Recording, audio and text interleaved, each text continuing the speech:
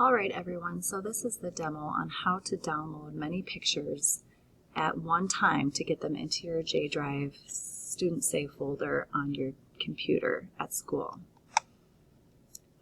You can see I have a handful of pictures in this folder that I am going to want to download and get into my computer to edit. I also have my final picks.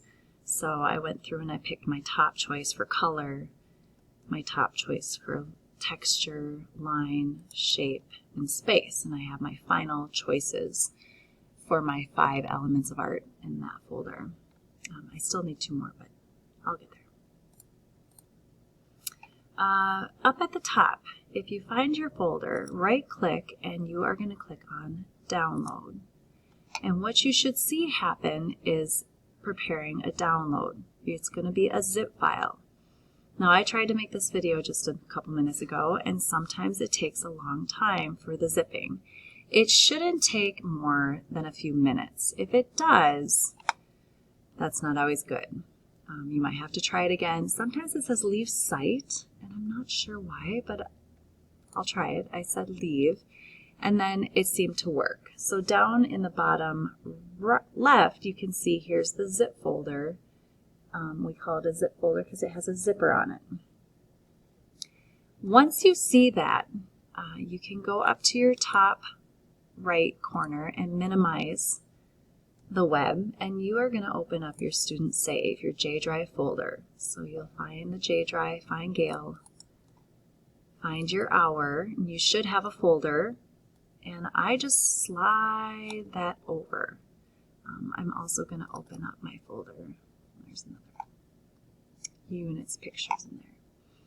And then if I go into my house, everybody should have a house. If you click on Downloads, here is the zip folder. You can see I did it twice because it was taking so long.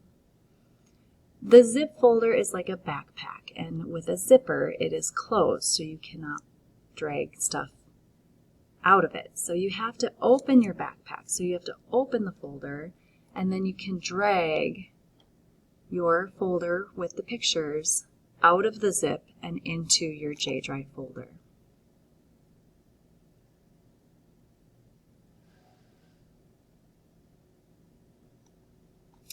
Once you do that, you can close the downloads, and I would open up that folder just to make sure everything is there.